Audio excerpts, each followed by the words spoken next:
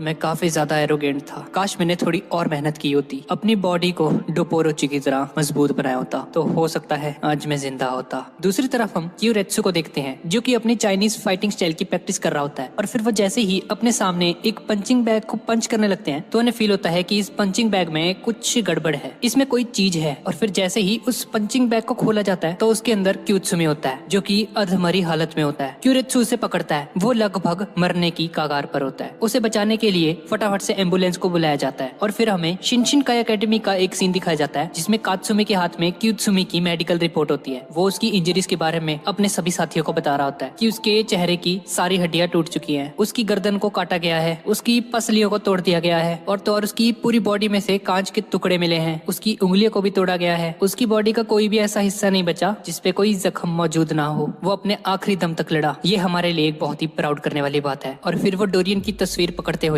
अपने सभी स्टूडेंट्स को बताता है कि हमारे जितने भी फाइटिंग क्लब्स हैं सभी में इसकी तस्वीर भेज दो। ये बंदा जैसी तुम्हें दिखे इस पे कोई रहम नहीं खाना, इसको जान से मार देना है तभी। अब जैसे ही ये बात डोरियन तक पहुंच जाती है, वो इस बात को वेरीफाई करने के लिए एक रेस्टोरेंट पे पहुंच जाता है, जहाँ शिनशिनकाई डोजो के सभी स्टूडेंट्स मौजूद होते हैं। यहाँ तक कि उस मैनेजर का ताल्लुक भी शिनशिनकाई एकेडमी से होता है। और फिर डोरियन, जो अपना फेस बदलने के बाद उससे सारी इन्फॉर्मेशन ले रहा होता है और टैक्सी में बैठकर वहाँ से जाने लगता है। वो टैक्सी ड्राइवर भी शिनशिनकाई एकेडमी का एक स्टूडेंट होता है और वो डोरियन के बारे में पूछ रहा होता है कि वो तो बहुत ही बुरा इंसान है, उसने कई लाख लोगों को अपना दुश्मन बना लिया है, अगर वो बंदा पब्लिक में कहीं भी नजर आया तो आप लोग तो उसे मार दोगे। ये सुनकर ड्राइवर कहता है, हाँ सही कह रहे हो भाई तुम, अगर डोरियन हमें कहीं भी नजर आ गया तो हम उसे जिंदा नहीं छोड़ेंगे, उसने हमारे 2 फाइटर्स का बहुत बुरा हाल किया है। और इसके साथ ही हमें शिनशिनकाई एकेडमी का एक बहुत ही बड़ा नेटवर्क दिखाया जाता है। यहाँ तक कि एम्बुलेंस चलाने वाले और पुलिस ऑफिसर्स भी शिनशिनकाई एकेडमी के मेंबर्स होते हैं, जो कि ये सारी इन्फॉर्मेशन कात्सुमी तक पहुंचा रहे होते हैं। और फिर वो ड्राइवर धीरे धीरे उसे एक पार्क की तरफ ले जाता है, जहाँ शिनशिनकाई एकेडमी के सारे स्टूडेंट्स वहाँ पर मौजूद होते हैं। और फिर वो ड्राइवर उतर कर कहता है, तुम्हें क्या लगा तुम फेस बदल कर आओगे और हम तुम्हें पहचान नहीं पाएंगे? हमने तुम्हें पहचान लिया था जब तुम रेस्टोरेंट में आए थे, अब नहीं छोड़ने वाले बेटा हम तुम्हें। और फिर वो ड्राइवर उस पर हमला कर देता है और डोरियन उसके एक ही हाथ से उसके सारे के सारे टैक्स को रिपेल कर रहा होता है, जैसे वो किसी बच्चे के साथ लड़ रहा होता है, जिसे देखकर सभी लोग सहम जाते हैं थोड़ा। डोरियन बोलता है, अगर तुम लोग मुझ पर एक ही करके अटैक करते रहे तो मैं सारी रात भी तुमसे लड़ सकता हूँ और इसका रिजल्ट सिर्फ एक ही निकलेगा, मेरी जीत। अगर तुम लोग मुझे हराना चाहते हो तो सारे के सारे मुझ पर टूट पड़ो।